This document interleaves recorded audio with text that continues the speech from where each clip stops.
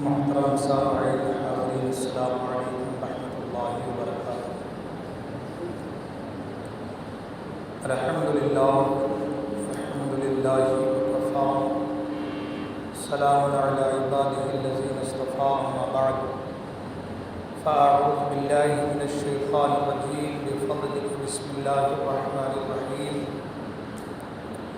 یا ایھا الذین آمنوا هل ادلکم علی تجارۃ تنجیکم من عذاب الیم۔ آمنت باللہ، صدق اللہ المولانا العلی العظیم، وصدق رسولہ النبی الامین الامی المکین المتین المبین الرؤوف الرحیم الکریم۔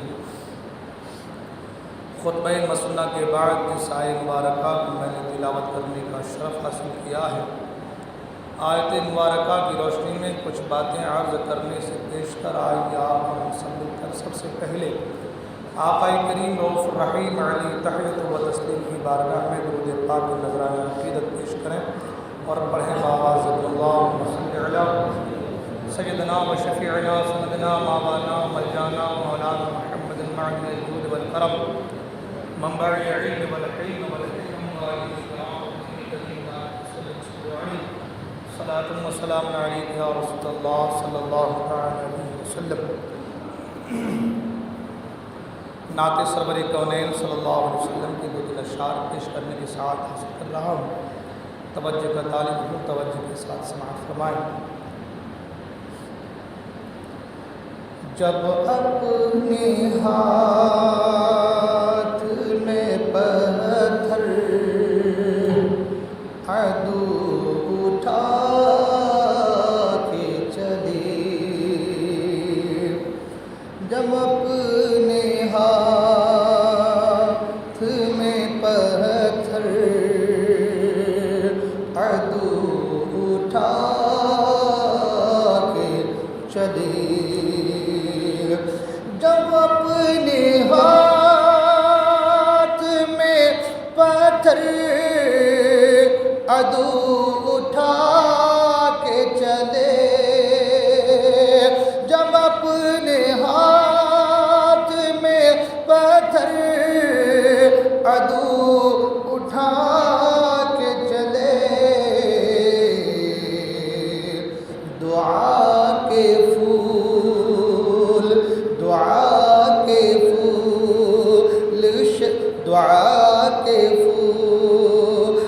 حبیب خدا لٹاتے چلے، دعا کے پھول حبیب خدا لٹاتے چلے، اور اسی سے جان لو کس در جاؤ کی چلتی ہے، اسی سے جان لو کس در جاؤ کی چلتی ہے، اسی سے جان لو کس در جاؤ کی چلتی ہے، کھڑے درخت بھی حکم رسول پا کے چلی، کھڑے درخت بھی حکم رسول پا کے چلی۔ اور اس نعت کا یہ پورا شعر کیونکہ منقبت کا شعر ہے، سب سے خوبصورت شعر سماعت حضرات۔ اسی سے کیجیے اندازہ سر بلندی کا، اسی سے کیجیے اندازہ سر بلندی کا،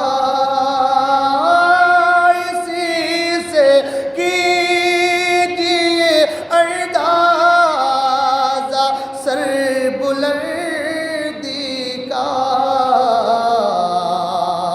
حسین باد شہادت بھی سر اٹھا کے چلے حسین باد شہادت بھی سر اٹھا کے چلے۔ اور تعلق شریعہ کے حوالے سے شعر رخ نبی کی زیارت کا شوق تھا کتنا،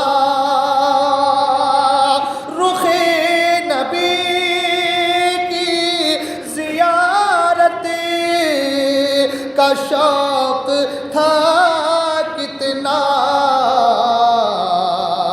حضور تاج شریعت وضو بنا کے چلے، حضور تاج شریعت وضو بنا کے چلے۔ اور آج کے قوم کے لیے اور خاص کر نوجوانوں کے پیغام کے شعر منتظر مثال بر کے عمر کی جہاں میں چھا جاؤ، مثال بر کے عمر کی جہاں میں چھا جاؤ،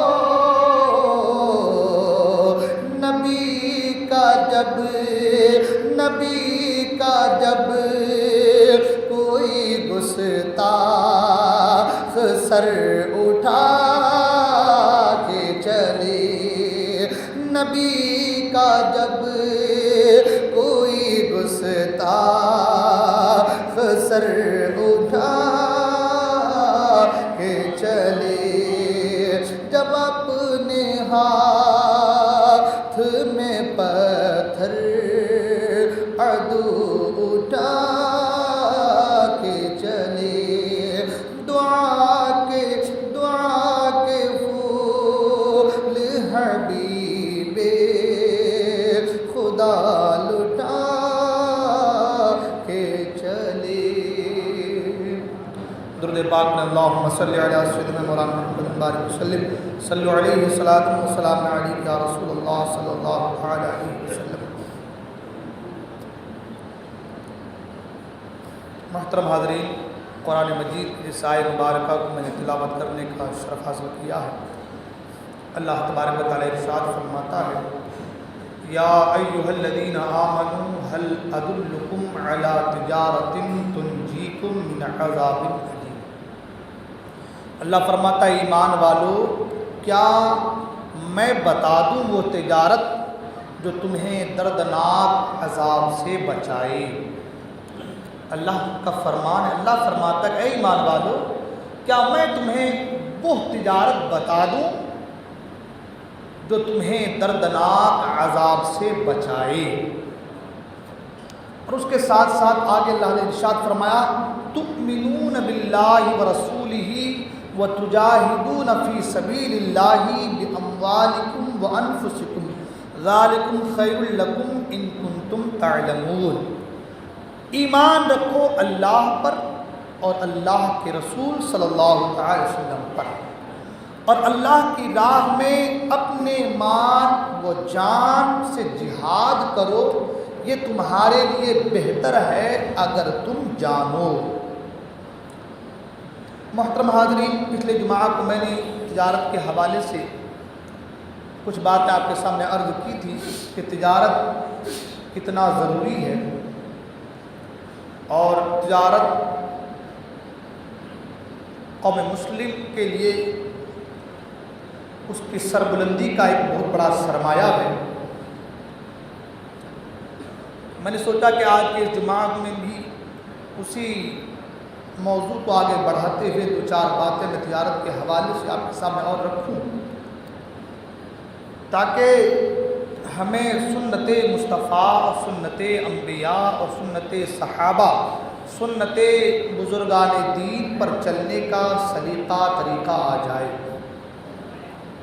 اس لیے کہ تجارت کو آج لوگوں نے ایک معمولی سی چیز سمجھ رکھا ہے، اور لوگ آج زیادہ تر جاب کی طرف، نوکریوں کی طرف لوگوں کا رجحان اور جھکاؤ زیادہ ہے۔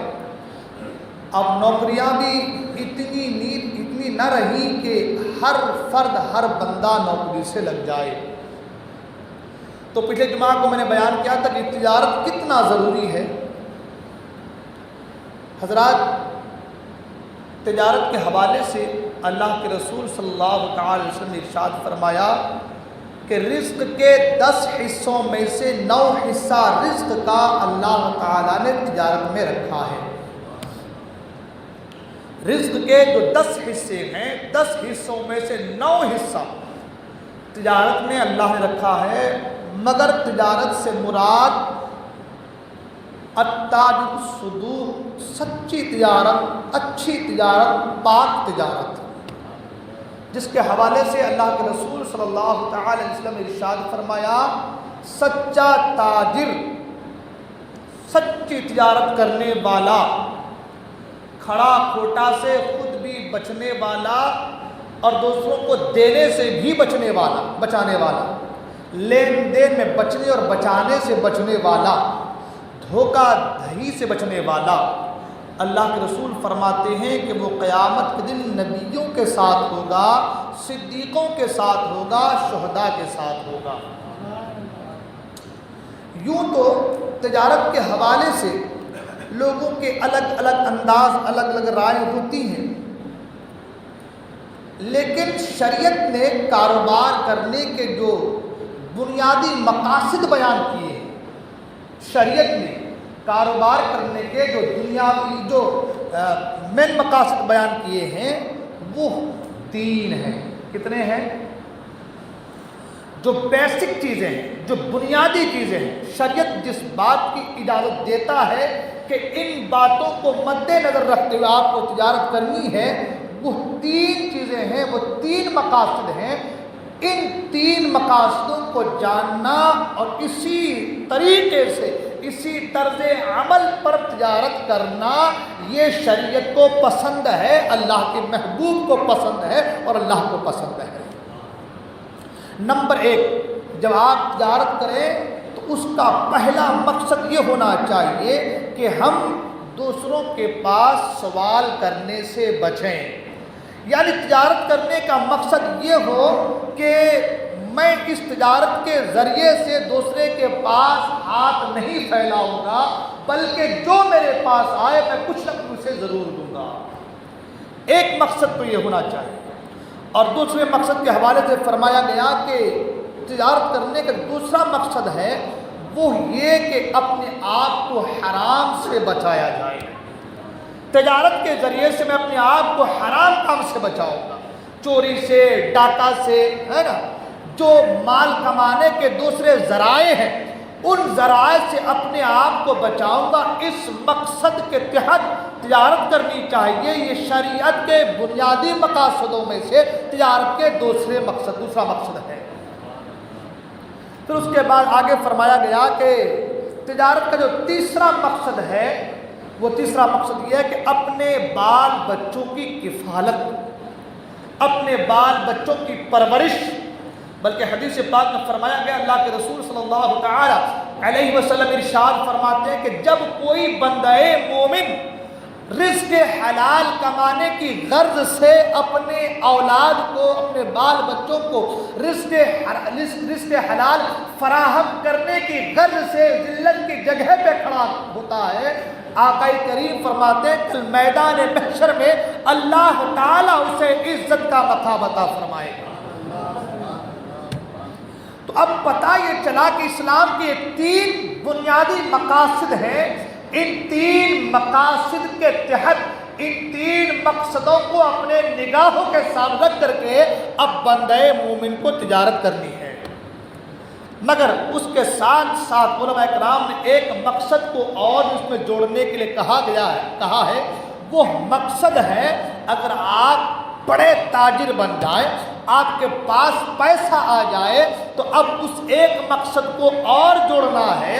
وہ مقصد ہے، اس مقصد سے مراد ذہن میں اس بات کو رکھنی ہے، وہ مقصد ہے کہ آپ کے غریب، آپ کے پڑوسی، آپ کے ہمسایہ، آپ کے رشتہ دار، مفلس و نادار شخص جو آپ کے معاشرے میں، آپ کے محلے میں، آپ کے گاؤں میں، آپ کے قرب و جوار میں کوئی آپ کا رشتہ دار اگر غریب ہے تو ان کی کفالت کی غرض سے، ان کو کچھ دینے کی غرض سے، اس کی جو ہے تجارت کا کچھ مال و اسباب دے کر کے اس کے تجارت کو آگے بڑھانے کی غرض سے، یا اس کی خیر خواہی کی غرض سے، یا اس کی ہر تنگی کو، پریشانیوں کو دور کرنے کی غرض سے میں یہ تجارت کر رہا ہوں، تو اس ایک مقصد کو بھی آپ کو اس میں شامل کرنا ہوگا۔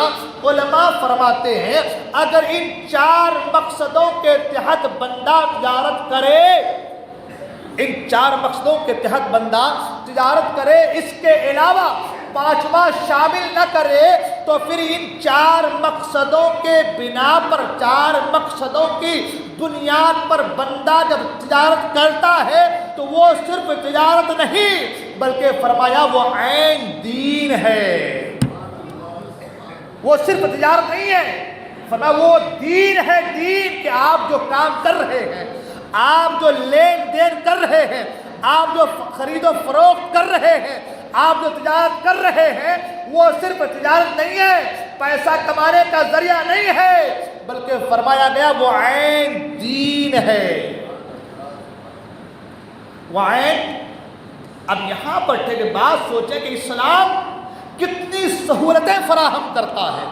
تجارت کر رہے ہیں آپ، گھر میں پیسہ آ رہا ہے آپ کا، تجارت کر رہے ہیں آپ، بال بچے آپ کے کھا رہے ہیں، تجارت کر رہے ہیں آپ کا پڑوسی کھا رہا ہے، تجارت کر رہے ہیں آپ، مالدار ہو رہے ہیں آپ۔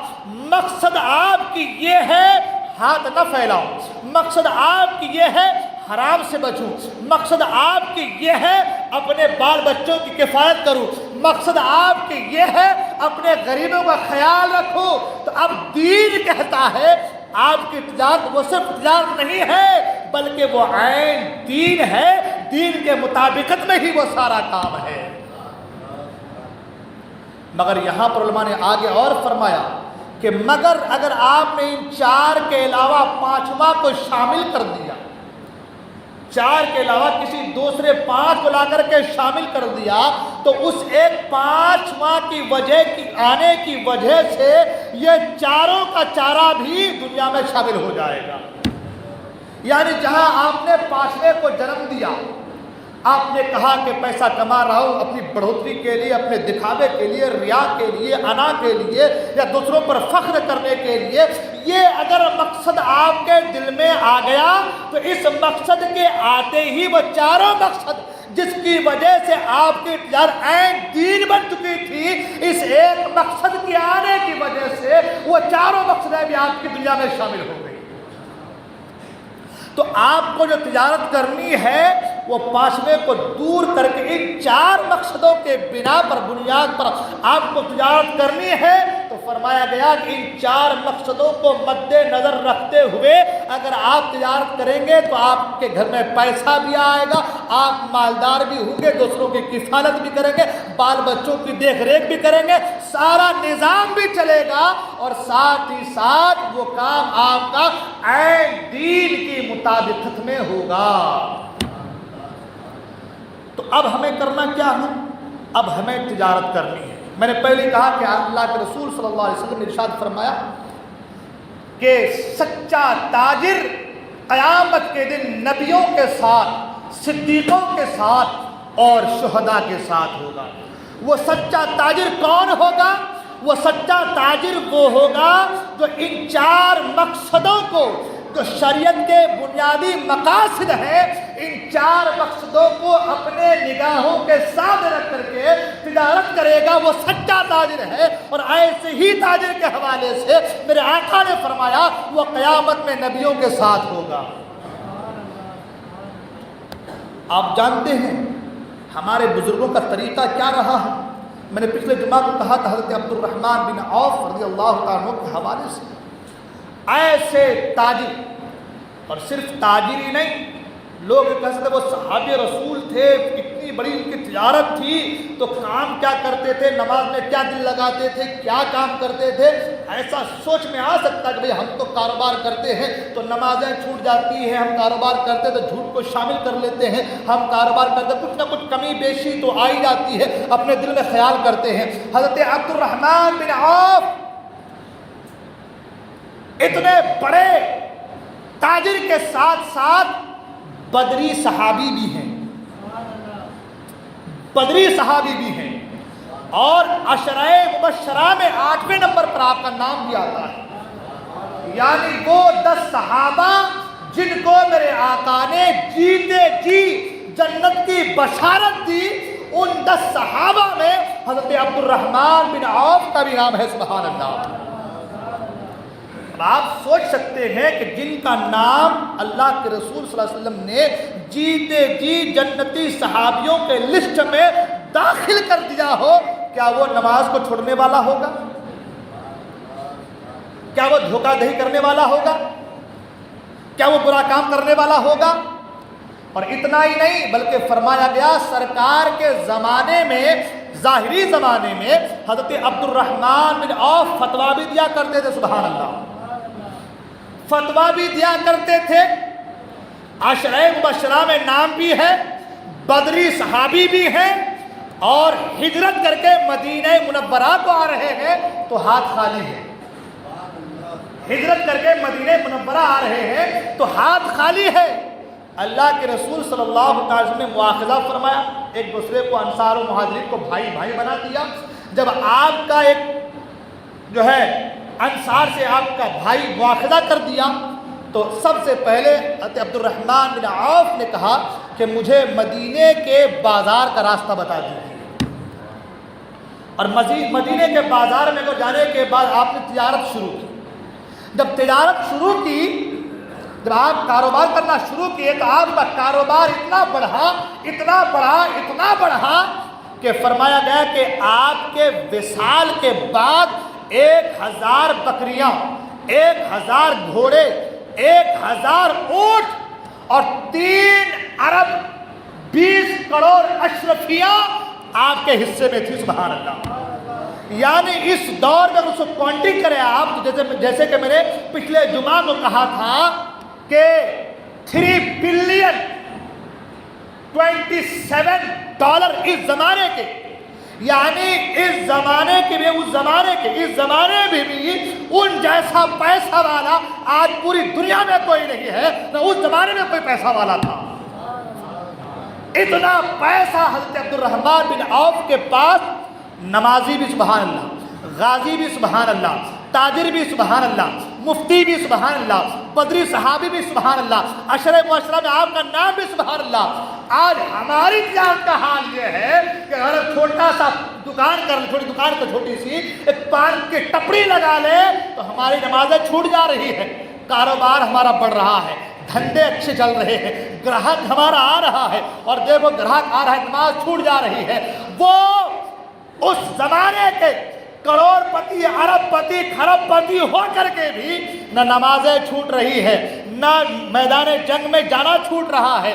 بدری صحابی، میں نے کہا بدری صحابی ہے، نہ میدان جنگ میں جانا چھوٹ رہا ہے، نہ فتویٰ دینا چھوٹ رہا ہے، سارا کام بھی کر رہے ہیں، اور ایک وقت کے بہترین تاجر بھی ہے، سبحان اللہ۔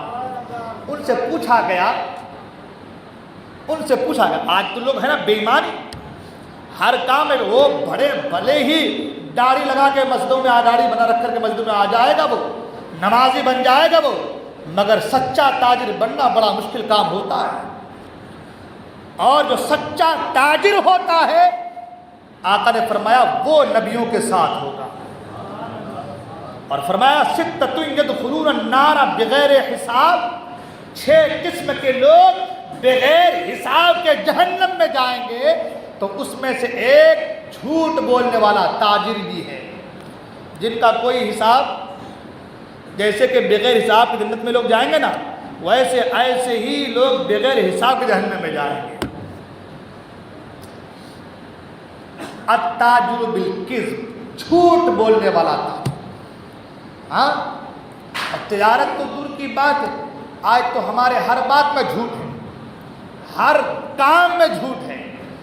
ہم کسی سے لیں گے کچھ دیں گے کچھ، ہم کسی سے لیں گے کچھ اور دیں گے کچھ. یہ جو بیچ میں ہم جو لین دین کا کاروبار کرتے ہیں کم زیادہ، ہم سوچتے ہیں کہ بھئی ہم نے دوسرے کو بہلا دیا، دوسروں کا دماغ کمزور تھا اس کا فائدہ اٹھا لیا، دوسروں کو ہم نے اچھی لگا دی اس کی، ہم یہ سوچتے ہیں.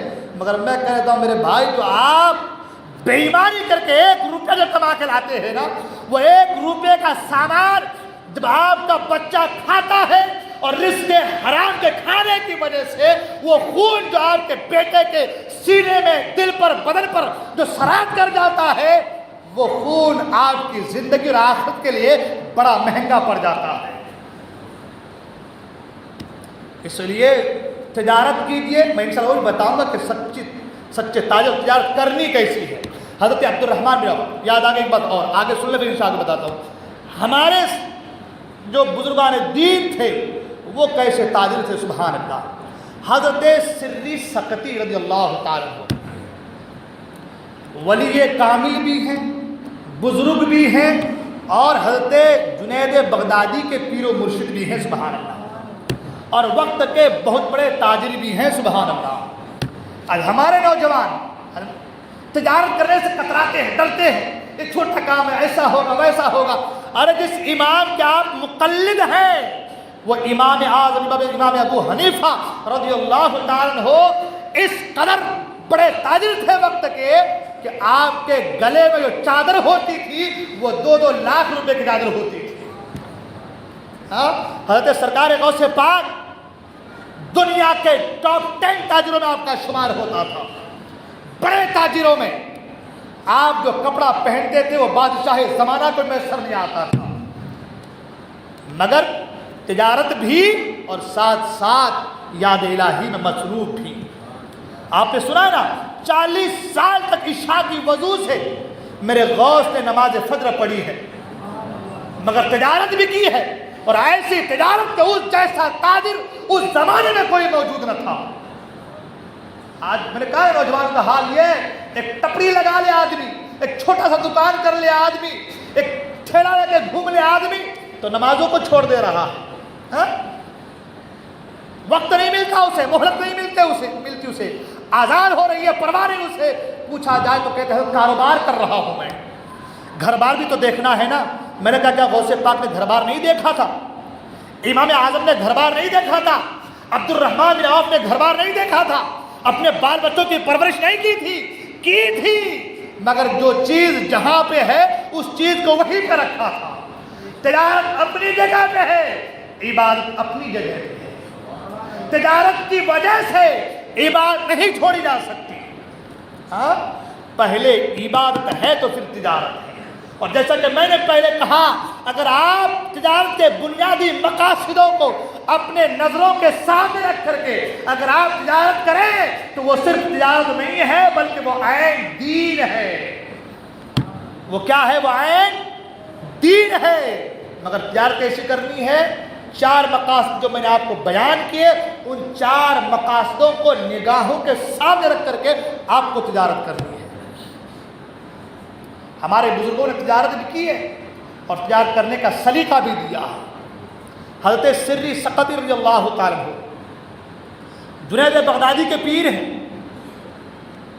ولی کامل ہیں، اور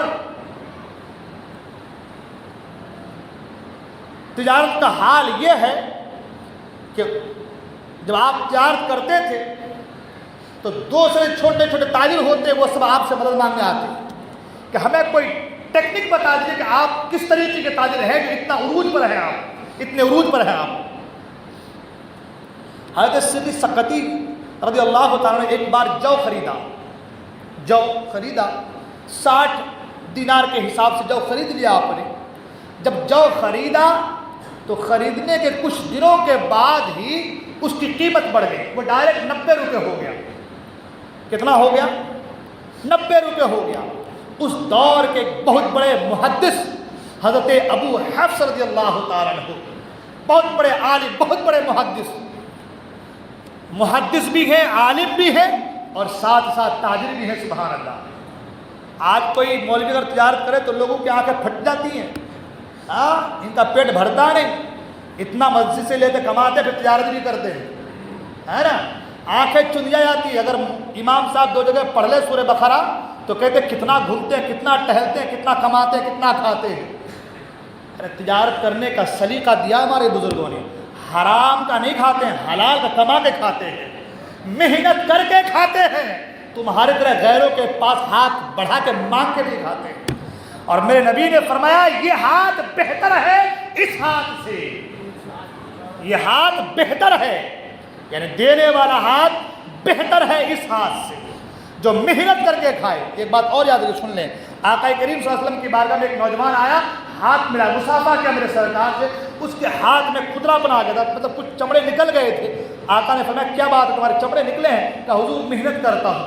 آقا کریم صلی اللہ علیہ وسلم نے اس کے ہاتھ کو بوسہ دیا، اس کے ہاتھ کو چوم لیا اور فرمایا کہ جو محنت کر کے کماتا ہے اللہ تعالیٰ اس سے راضی ہو جاتا ہے۔ اس لیے غریبوں پر طنز نہ کرو، جو کما کے کھاتا ہے، چاہے چھوٹا سا پان ٹپڑی یا چھوٹا سا ٹھیلا لگا کر کے یا سڑک پر کچھ بھی بیچ کر کے کماتا ہے، اسے حقیر نہ جانو، کیا پتا اس کا مقام رب کی بارگاہ میں کیا ہے۔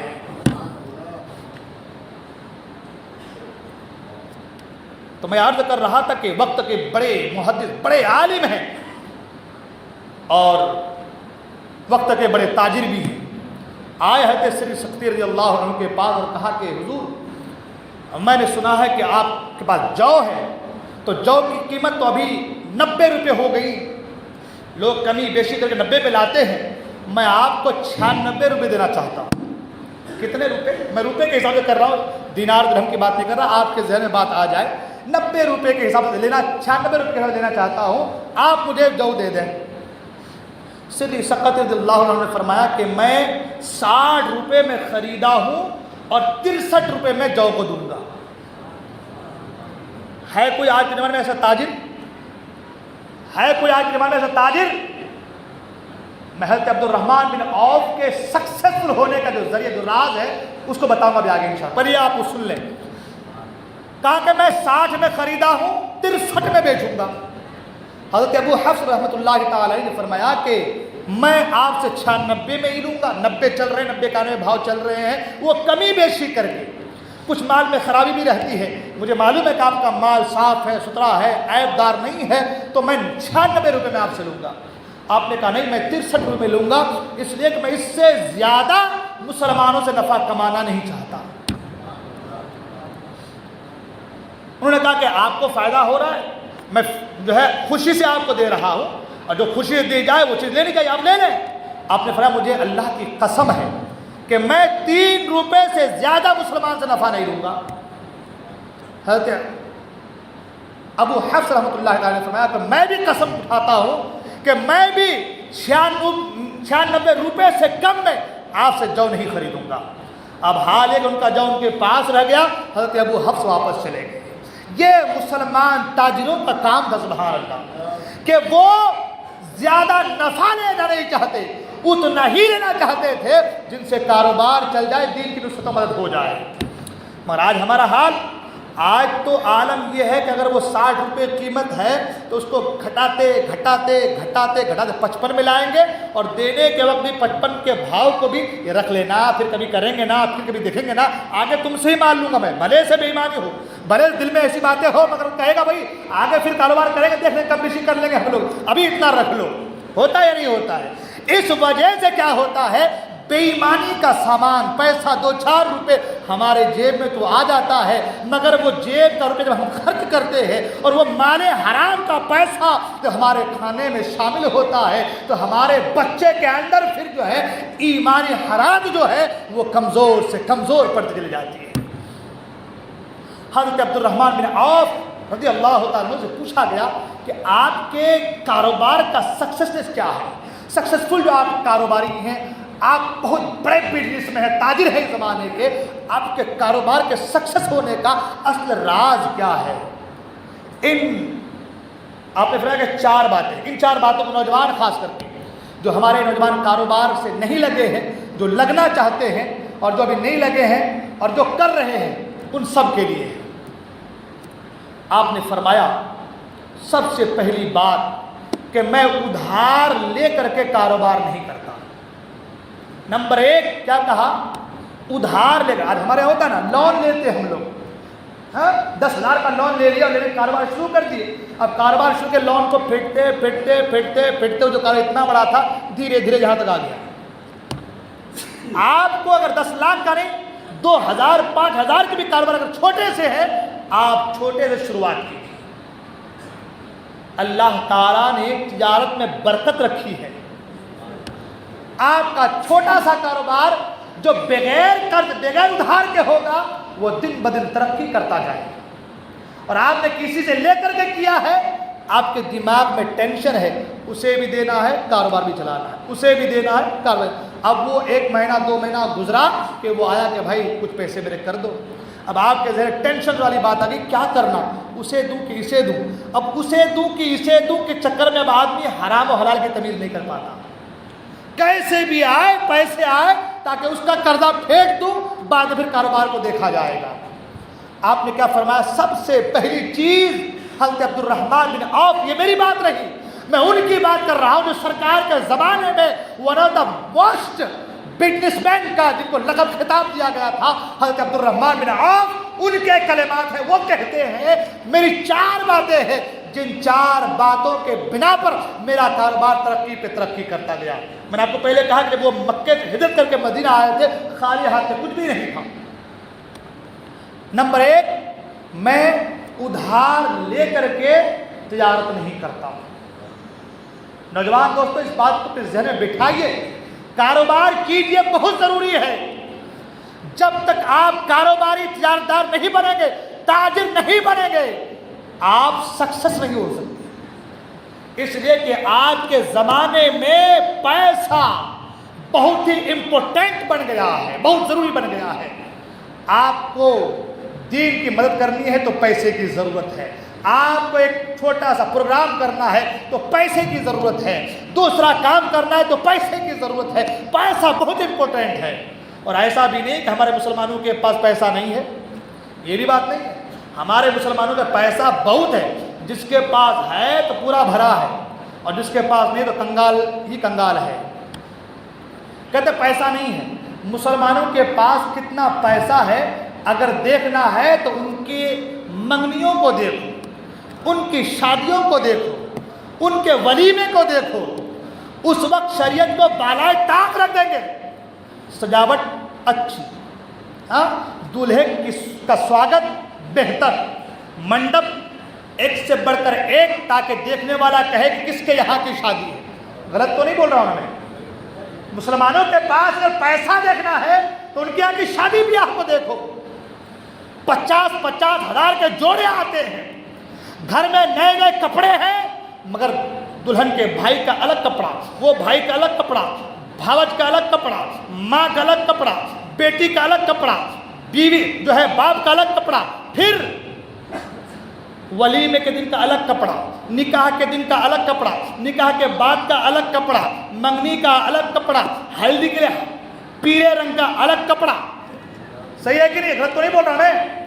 تو مسلمان کے پاس کتنا پیسہ ہے دیکھنا ہے تو ان کی شادی کو دیکھو، اور مسلمان کتنا غریب ہے وہ دیکھنا ہے تو کبھی مسجد مدرسے میں چندہ دینے کی بات آئے تب دیکھو کہ وہ کتنا غریب ہے۔ سب سے پہلے یہ کہ حضرت کاروبار نہیں چلتا، ہمارا کاروبار بالکل ٹھپ ہے، مندی ہو گئی حضرت، ہم بھکاری بھیک منگے ہو گئے ہیں، ہمارا حال یہ ہو گیا کبھی کھانے کے لالے پڑ گئے ہیں حضرت۔ مگر وہی آدمی 2 مہینے کے بعد بیٹی کی شادی کر رہا ہے تو 10 لاکھ روپے خرچہ کر رہا ہے، بھلے سے سود پہ بیاج پہ حرام کا پیسہ کیوں لینا پڑے، لے گا ضرور مگر شادی اچھی طریقے سے کرے گا۔ اسلام نے مسلمانوں کو یہ طریقہ نہیں دیا، یہ ضابطہ نہیں دیا، اسلام نے یہ طریقہ نہیں دیا کہ تم شادی کرو تو کروڑوں روپے خرچ کرو۔ میرے مصطفیٰ نے تو فرمایا وہ نکاح بڑی برکت والا ہو جاتا ہے جس نکاح میں کم سے کم خرچے کی وجہ سے نکاح ہو جاتا ہے۔ کیا غلط بول رہا ہوں میں؟ شادی میں تم کروڑوں لاکھوں روپے خرچ کرو گے، مگر دین کی میں دینے کی بات آئے تو جیب کٹ جاتے ہیں ان کی. ہاں جیب. اور صرف یہ نہیں، کچھ لوگ بھائی بڑے لوگوں کو صرف کہہ رہے ہیں، یہ میڈل کلاس کے لوگوں کا بھی حال ہو گیا ہے. اور میڈل کلاس کیا، بڑے کیا، آج تو غریبوں کا بھی وہی حال ہے. جس کو ہم لوگ غریب سمجھتے ہیں نا، وہ بھی بیاہ کریں گے بھائی صاحب تو ہاتھ میں تھوڑا پھول کا دستہ ہوگا اس کے. ہاں فضول خرچی دیکھیں آپ، اتنا بڑا پھول کا دستہ ہوگا اور کیا کیا چیزیں وہ پٹاخے پھوڑتے ہو، ویسے پھوڑتے ہیں اس میں جس میں وہ پورا چھندی نکلتی ہے، چھندی چوروں کی بارات میں چھندی نکلتی ہے. ہاں یاد ہمارا حال ہو گیا ہے. ہم فضول خرچی پیسہ خرچ کرتے ہیں، مگر وہی پیسہ خدا کی قسم اگر تم نے کسی مسلمان بچے کی دیکھ ریکھ میں، ان کے کاروبار کے لیے یا ان کے مکان کے لیے یا ان کے علاج کے لیے، ان کے شادی بیاہ کے لیے اگر تم نے لگا دیا، وہ پیسہ آپ کا رائے گا نہیں جائے گا، وہ پیسہ آپ کا یہاں بھی کام آئے گا اور وہی پیسہ آپ کے نجات کا ذریعہ بھی بن سکتا ہے. ہمارا حال کیا ہو گیا؟ ہم تو ڈوبتی ہوئی کشتی میں پاؤں رکھے ہوئے ہیں نا. آج دکھاوا، ریا، گھمنڈ، تکبر. جب تک اچھے کپڑے نہیں ہوں گے تو لوگ کیا کہیں گے شادی ہو رہی ہے، یہ تو ایسا لگ رہا ہے کسی کا باپ مر گیا، جنازہ اٹھ رہا ہے، ایسے کپڑے پہنے ہیں. لوگ تانا دینے میں بڑے آگے رہتے ہیں، لوگ تانا دینے میں بڑے آگے رہتے ہیں. کیا کیا اس نے؟ وہ بیچارہ بریانی بھی پکایا ہے، گوشت بھی ہے، مانڈا بھی ہے، سارا کچھ ہے. مانڈا اتنا خاص نہیں تھا، گوشت میں ہلدی ذرا کم پڑ گئی تھی، کیا مرچ ذرا کم پڑ گیا تھا. طنز کرنا یہ ہمارا آج پیشہ بن گیا ہے. مطلب نہ صبر ہے نہ شکر ہے، دو چیزوں سے ہم پورے ہو چکے ہیں. بات بڑی لمبی ہو رہی، میں عرض کر رہا تھا حضرت عبد الرحمن بن عوف رضی اللہ عنہ. میں نے جو باتیں کہیں میں نے پہلے کہا اور کہتا آ رہا ہوں کہ بھائی یہ میرا کہنا کچھ کمال نہیں ہے، آپ کا اپنے دل کے آپ کے جھانک لینا یہ کمال ہے. آج مدرسہ چل رہے ہیں، ہمارے غوثیہ مدرسہ ہے، اپنے دارالعلوم ہے اور دوسرے مدارس ہیں. آپ کہیں گے مدرسے میں یہ چیزیں کی ضرورت ہے، دیکھیں گے نا حضرت انشاءاللہ، کریں گے نا حضرت انشاءاللہ. میں سب کی بات نہیں کروں اللہ ماشاءاللہ، ہاں کریں دیکھیں گے انشاءاللہ ہوگا، دیکھیں گے انشاءاللہ. مگر دوسرے کاموں میں ہم پیسہ خرچ کر رہے ہیں. آج وہ مناتے ہیں ہم کیا بولتے ہیں اس کو، سالگرہ، کتنے دھوم دھام سے. وہ تو بچے نوجوان لوگ آج کل کیک منہ میں لگا کے سیلفی ڈال رہے ہیں. آپ دیکھیں پورا انسٹاگرام اور آپ کا فیس بک پورا بھرا رہے گا کہ بچے کی فوٹو دیکھ لو بھیا اس نے آج سالگرہ منائی ہے. مطلب جس کی بھی تاریخ پیدا آپ کو معلوم نہیں ہے، اس کی آپ اسٹیٹس کو دیکھ لو آپ کو معلوم نہیں ہے کب پیدا ہوا ہے. آج حال ہی بن گیا ہمارا. خیر میں عرض کر رہا تھا حضرت عبد الرحمن بن عوف رضی اللہ عنہ نے فرمایا، نمبر 1 میں قرضہ لے کر ادھار لے کر کے کاروبار نہیں کرتا. نمبر 2 میں تجارت کرتا ہوں تو کسی کو ادھار نہیں دیتا. ہمارے حال بھی ہے نا، وہ میرا دوست ہے، وہ پھپھو کا ہے، وہ تایا کا ہے، وہ فنا کا ہے، آج تک دے دے. اب وہ جس کو دیے یہ بیچارہ محبت کی بنا پر کچھ بول نہیں پاتا، تو اس کی محبت کا فائدہ دیکھیں گے نا اپنے گھر والا دیکھیں گے بعد میں. اب اس کی دکان دن بھر ٹھپ. بھائی ایک دکاندار ہے اور اس کے 10-20 رشتے دار ہیں، 10-20 اگر قرض لے کر کے چلے جائیں گے تو مجھے بتا کہ کاروبار چلے گا کیسے؟ ہاں تو ہمارا ایک چیز بھی ہوتی ہے، ادھر دکان کیا بندے نے، کس کی دکان کھولی؟ پیپسی کی. اچھا اپنے آدمی ہے. اب وہ یہ کام کرنا 10 پیپسی بھیج دے رہا، ہمارے گھر مہمان آیا ہے. اب وہ 10 پیپسی لے کے گیا، کب دے گا کوئی پتہ نہیں. وہ تو معلوم ہے کہ دے گا، لیکن کب دے گا؟ جب تک آپ دیں گے تب تک یہ کنگال ہو چکا ہوگا. تو حضرت عبد الرحمن بن عوف رضی اللہ عنہ نے فرمایا کہ میں کسی کو ادھار نہیں دیتا. اس کے بعد میں فرمایا گیا کہ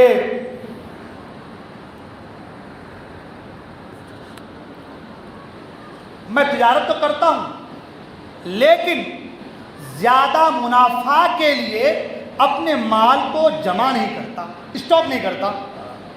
جیسے کہ آج ہمارے کیا ہوتا ہے، ابھی ہم گیہوں خرید لیں گے 1500 روپے کنٹل، اور بارش ختم ہونے کے بعد یا بارش کے قریب، میں تو ایک ایگزامپل کے طور بتا رہا ہوں، 2-3 مہینے کے بعد اس گیہوں کی قیمت جو ہے 2000 ہو جائیں گے تو پورا ہم لوگ اسٹاک کر دیتے ہیں. اب وہ 2 مہینے کے بعد ہم اس کو بیچیں گے، ہے نا. تو ابھی 1500 میں لیے ہیں، اب اس وقت 2000-2500 میں بیچیں گے تو منافع زیادہ ہوگا، تو اسٹاک کر دیتے ہیں۔ مگر کیا ہوتا ہے کہ اسٹاک کرنے کی وجہ سے کبھی کبھار ایسا ہو جاتا ہے کہ اس مال میں کچھ گھن لگ جاتی ہے یا پانی میں گر گیا تو سڑ جاتا ہے، جس کی وجہ سے کرنا چاہ رہے تو کچھ ہو جاتا ہے کچھ۔ اور آپ جانتے ہیں کہ مجھ سے بہتر آپ لوگ جانتے ہیں، یہ جو تاجر لوگ ہیں، برہمن لوگ یا جو بھی ہیں، ان لوگوں کا حال ہوتا ہے کہ وہ اگر چیز 2 روپے میں لیا، اس میں 1 روپیہ فائدہ ہو تو فوراً دے دیتا ہوں دوسروں کے بجائے 1 روپیہ، کیونکہ اس کے 1 روپے کی دینے کی وجہ سے اسے گراہک بن جاتے ہیں۔ اور جو مال آپ 1 سال میں بیچیں گے اسی مال کو 1 مہینے بیچ دیتا ہے، فائدہ تو اتنا ہی ہوا اس کو، فائدہ تو اس کو اتنا ہی ہوتا ہے، اس کا کاروبار بھی چلتا رہتا ہے، لین دین بھی ہوتے رہتے، فائدہ اتنا ہی ہوتا ہے، نقصان میں بندہ نہیں جاتا، فائدہ اتنا ہی بلکہ اس سے زیادہ فائدہ ہو جاتا ہے، گراہک بن جاتا ہے۔ تو ہمارے یہاں کیا ہوتا ہے کہ ہم مال کو اسٹاک کر دیتے ہیں اور جب زیادہ منافع ہوگا تب بیچنے کے چکر میں رہتے ہیں۔ حضرت عبد الرحمن بن عوف رضی اللہ عنہ فرماتے ہیں کہ زیادہ منافع کے لیے میں مال کو جمع نہیں کرتا۔ اس کے ساتھ ساتھ ایک چیز اور آپ نے فرمایا، وہ سب سے امپورٹنٹ چیز آپ نے فرمایا کہ میں مال تو بیچتا ہوں، تجارت تو کرتا ہوں، مگر کبھی کسی کو دھوکہ نہیں دیتا۔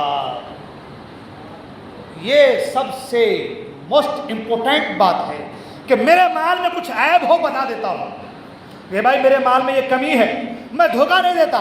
وہ آدمی، اس آدمی کو بھروسہ ہوتا ہے کہ یار اس کے مال میں کمی تھی، بتا دیا تو اگلی بار وہ 10 دکان کو بھلے دیکھ لے مگر مال آپ کی دکان ہی میں لے گا، وہ مال یہی سے لے گا، اس لیے کہ یہ آدمی سچا ہے، یہ آدمی اچھا ہے، یہ دھوکہ نہیں دیتا، یہ عیب دار مال کو نہیں بیچتا۔ اگر مال میں عیب ہے تو بتا دیتا ہے، تو آپ کی سچائی کی وجہ سے، امانت داری کی وجہ سے وہ آدمی آپ سے ہی مال لیتا ہے، اس کی وجہ سے آپ کا کاروبار پھلتا چلا جاتا ہے۔ جب یہ 4 باتیں حضرت عبد الرحمن بن عوف نے بیان کی تو جو لوگ سننے والے تھے وہ شد و حیران رہ گئے اور کہا واقعی اے عبد الرحمن بن عوف، ان 4 باتوں کی وجہ سے آپ وقت کے بہت بڑے تاجر بن گئے۔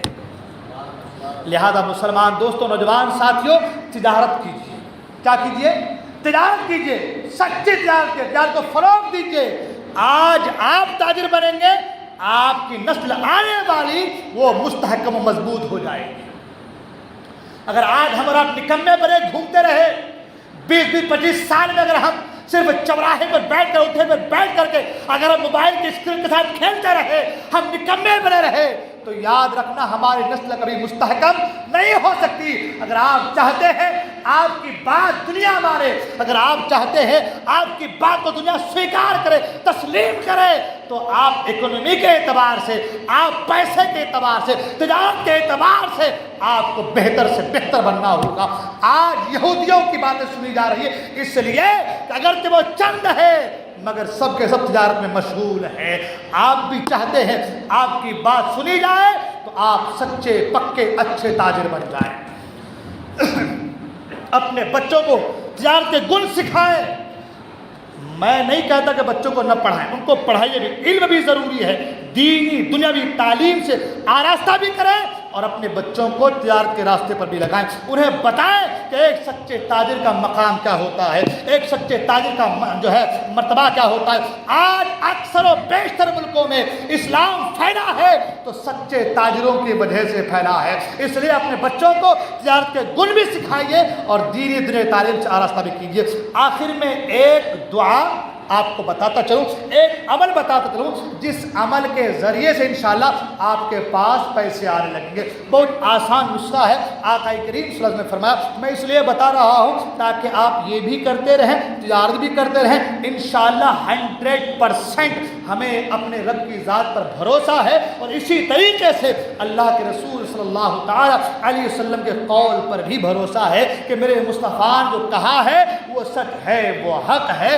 آقا کریم صلی اللہ علیہ وسلم سے ایک صحابی نے عرض کیا، یا رسول اللہ صلی اللہ علیہ وسلم، میں تنگ دستی مفلسی میں ہوں، کیا کروں؟ میرے مصطفیٰ کریم نے ایک عمل دیا، بہت ہی پیارا عمل۔ آج سے سبھی لوگ اس عمل کو اپنائیں گے انشاءاللہ۔ نبی کی ذات پر اگر بھروسہ ہے تو ضرور اپنائیے۔ میرے مصطفیٰ نے فرمایا، جب تم گھر پہنچو تو سب سے پہلے سلام کرو۔ یہ میری بات نہیں ہے، میرے مصطفیٰ کریم کی بات ہے۔ آقا نے جب گھر پہنچو تو سب سے پہلے سلام کرو، گھر میں کوئی موجود نہ ہو تو مجھے سلام کرو۔ الصلاۃ والسلام علیک یا رسول اللہ، الصلاۃ والسلام علیک یا حبیب اللہ۔ میرے آقا نے فرمایا جب تم گھر پہنچو تو سب سے پہلے سلام کرو اور ایک بار سورہ اخلاص قل هو اللہ احد پڑھو۔ مصطفیٰ کریم نے فرمایا یہ ایسا عمل ہے ہر بندے مومن کو اللہ تعالیٰ تنگ دستی سے، مفلسی سے نجات عطا فرماتا ہے۔ اگر آپ مفلسی کے شکار ہیں، تنگ دستی کے شکار ہیں، کاروبار نہیں چل رہا ہے، آپ پریشان حال ہیں، آپ اس پر عمل کیجئے۔ یہ نہیں سوچیں گھر میں میری بیٹی ہے یا میرا چھوٹا بیٹا ہے یا میری بیوی ہے، کوئی بھی ہو، جیسے گھر پہنچے آپ اپنی بیوی کو یا بیٹے کو یا بیٹی کو یا گھر والوں کو آپ سلام کیجئے، سورہ اخلاص پڑھیے انشاءاللہ، اور ساتھ ہی ساتھ تجارت بھی کیجئے انشاءاللہ، اللہ تعالیٰ روز افزو ترقی عطا فرمائے گا۔ بولنے میں کوئی غلطی ہو گئی ہو میں توبہ کرتا ہوں، استغفر اللہ ربی من کل ذنب و اتوب الیہ۔ خدا